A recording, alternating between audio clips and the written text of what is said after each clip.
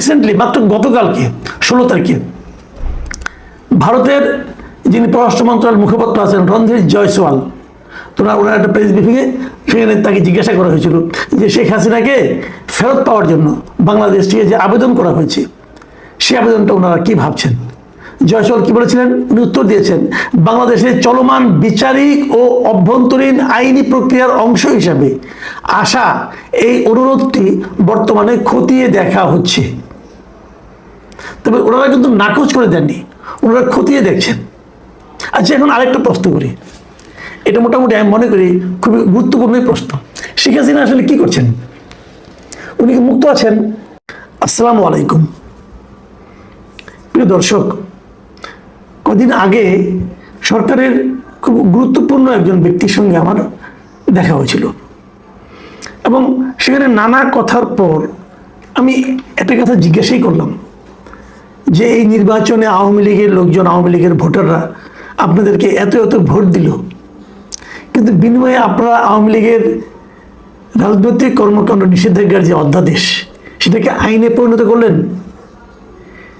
এটাকে আপনারা ঠিক করলেন, অথবা এই আওয়ামী লীগের লোকজন কি আপনাদের উপর এখন হ্যাপি থাকবে? উনি এর কিছু উত্তর দিয়েছিলেন। দেওয়ার পর উনি প্রাসঙ্গিকভাবে একই সঙ্গে উনি একটা কথা আমাকে বললেন যে একটা বিষয় কি আপনারা খেয়াল করেননি? আপনি কোন বিষয়টা? শিরিন শারমিন চৌধুরী যে এত দ্রুত ছাড়া পেয়ে গেল, এটা কি আপনাদের মনে কোনো রকম কোনো প্রশ্ন জন্ম দেয়নি? বিষয়টা কিন্তু আসলে গুরুত্বপূর্ণ। শিরিন শারমিন চৌধুরীকে গ্রেপ্তার করা হয়েছিল এপ্রিল মাসের 7 তারিখে। ঠিক 5 দিনের মাথায় উনি ছাড়া পেয়ে গেলেন, ওনার জামিন হয়ে গেল। ওনার বিরুদ্ধে কিন্তু মামলা ছিল প্রায় হাফ ডজন, মানে 6টার মতো। যতদূর জানি তার মধ্যে 3টাতে ওনার ব্যাপারে ফাইনাল রিপোর্ট দেওয়া হয়েছে, মানে ওনাকে দোষী সাব্যস্ত করা হয়নি একেবারেই। বাকি 3টা তদন্ত চলছে। যে মামলায় ওনাকে গ্রেপ্তার করা হয়েছিল সেই মামলায় ওনার জন্য কিন্তু পুলিশ রিমান্ডে ওনাকে চেয়েছিল, আদালত রিমান্ড দেয়নি, জেলে পাঠিয়ে দিয়েছে এবং তারপরে কদিন পরে জামিন হয়ে গেছে এবং জামিন হওয়ার পর উনি ছাড়া পেয়ে গেছেন। জামিন হওয়ার পর এত দ্রুত ছাড়া পাওয়ার ঘটনাও কিন্তু আমাদের দেশে ইদানিং খুব কমে গেছে এই কারণে যখন নাকি জামিনের আদেশ দিয়ে জেলখানায় যাওয়া হয় তখন দেখা যায় বের হওয়ার সঙ্গে সঙ্গে জেল গেটে তাকে অন্য একটা মামলায় আবার অ্যারেস্ট দেখানো হয়। এ ধরনের ঘটনা বহু ঘটেছে। এই যে আমাদের পাশেই নারায়ণগঞ্জের যে মেয়র, এবং নারায়ণগঞ্জের সবচেয়ে জনপ্রিয় মেয়র, মানে উনি মেয়র ছিলেন নারায়ণগঞ্জ সিটি কর্পোরেশন হওয়ার পর থেকে, উনি মেয়র এবং উনি পৌরসভা চেয়ারম্যান ছিলেন এর আগে নারায়ণগঞ্জের। খুবই জনপ্রিয় ব্যক্তি ডক্টর সেলিনা হায়াৎ আইভি, ওনাকেও কিন্তু এরকম একটা নানা রকম মামলায় গ্রেপ্তার করা হয়েছে। উনি বারবার জামিন পান এবং জামিন পেয়ে বেরোতে পারেন না, আবার আরেকটা মামলায় ওনাকে গ্রেপ্তার দেখে আটকে রাখা হয়। আওয়ামী লীগের অনেক লোক, আওয়ামী লীগ বাদ দেন, অনেক সাংবাদিক আছে, অনেক সাধারণ মানুষ আছে এ ধরনের গণ মামলায়, হয়রানিমূলক মামলায় গ্রেপ্তার হয়ে জেলখানায় কাটাচ্ছেন, জামিন হচ্ছে না। মামলা চলুক, জামিন তো দেবেন, জামিন হচ্ছে না। অন্তর্বর্তীকালীন সরকারের আমলে তারা জামিন পাননি এবং এই সরকারের আমলও, এই সরকারও সেই ধারাবাহিকতাকেই অনুসরণ করে চলেছে, জামিন দিচ্ছে না। জামিন পাওয়াটা যে একজন লোকের নাগরিক অধিকারের মধ্যে পড়ে, মৌলিক অধিকারের মধ্যে পড়ে, এই জিনিসটাও যেন এরা মানতে চায় না। ক্ষমতায় গিয়েছে, আগে যেটা তাদের উপর প্রয়োগ হয়েছিল এখন যদি সেটা অন্যদের উপর প্রয়োগ তারা করতে না পারে তাহলে তারা যে ভোগান্তির শিকার হয়েছিল এটা এই মানুষকে বোঝাবেন কিভাবে? হয়তো এই জন্য মানুষকে বোঝাচ্ছেন, পুরো দেশকে বোঝাচ্ছেন, দেখো আমরা কত কষ্ট করেছি, অতএব তোমরা কিছুটা কষ্ট করো।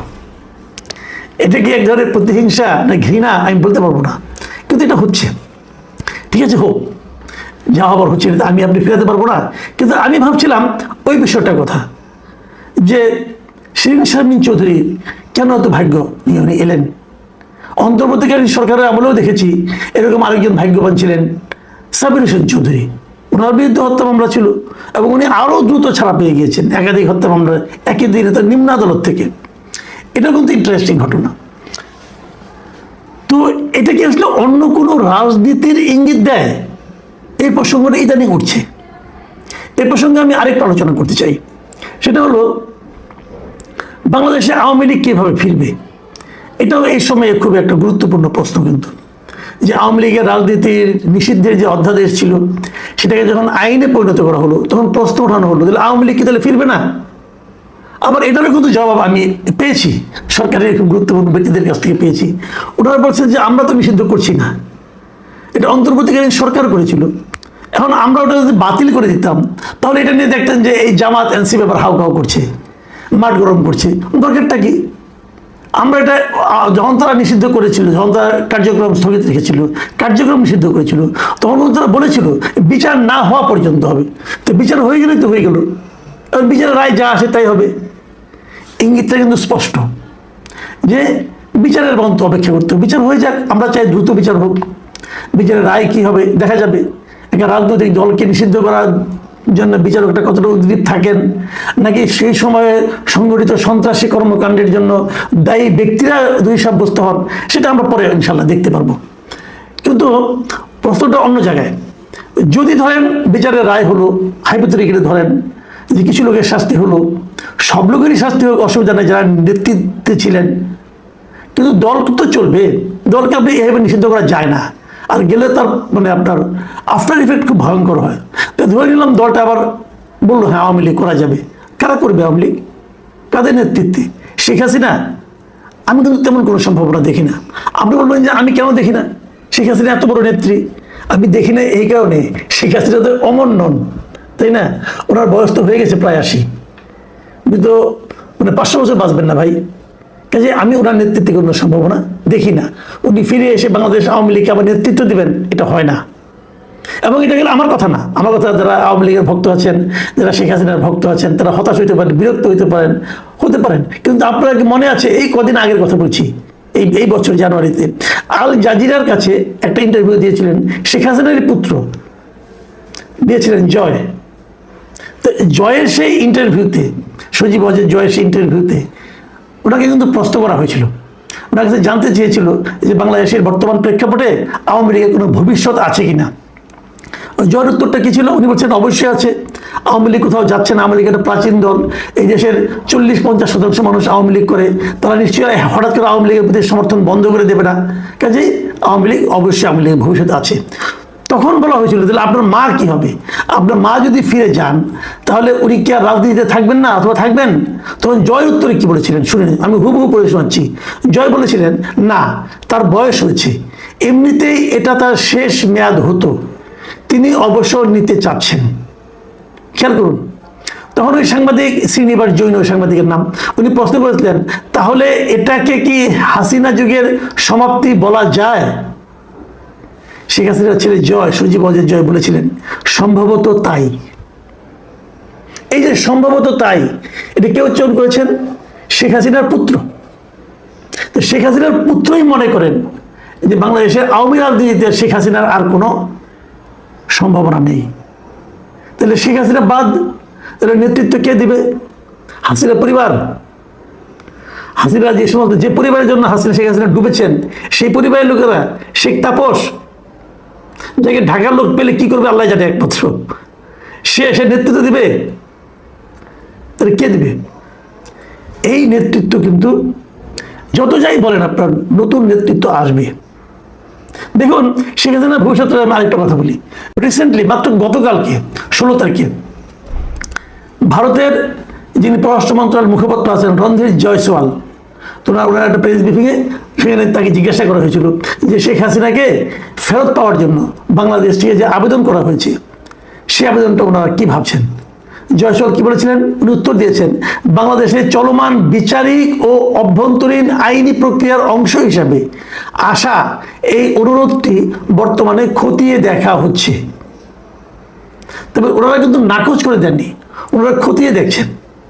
আচ্ছা এখন আরেকটা প্রশ্ন করি, এটা মোটামুটি আমি মনে করি খুবই গুরুত্বপূর্ণই প্রশ্ন। শেখ হাসিনা আসলে কি করছেন? উনি কি মুক্ত আছেন? ভারতের কোথাও ওনাকে মুক্ত অবস্থায় কেউ দেখতে পেয়েছেন? অনেকে কিন্তু শেখ হাসিনার এই থাকার সঙ্গে ওই দালাই লামার অবস্থানটা করেন, বিচার করেন। দালাই লামা তো ইন্ডিয়াতে আশ্রয় পেয়েছে, হ্যাঁ পেয়েছে, পাওয়ার পর দালাই লামা কিন্তু সারা দুনিয়া ঘুরে বেড়াচ্ছে। শেখ হাসিনা কি ইন্ডিয়ার ভেতরে কোথাও যেতে পারছেন? ভারতে তো অনেক আওয়ামী লীগের নেতা কর্মী আছেন, তো তাদের নিয়েও তো উনি মিটিং করতে পারতেন, এক জায়গায় বসতে পারতেন, তা কি করছেন? কোনো নিউজ শুনেছেন এরকম? ইন্ডিয়া যাওয়ার পরে শেখ হাসিনা মাঝে মাঝে টেলিফোনে কথা বলেন, তার কোনো ভিডিও বার্তা কোথাও দেখা গেছে? কোনো ভিডিও কনফারেন্স কারোর সঙ্গে হয়েছে? শেখ হাসিনা কি ইন্ডিয়ার বন্দি জীবনযাপন করছেন?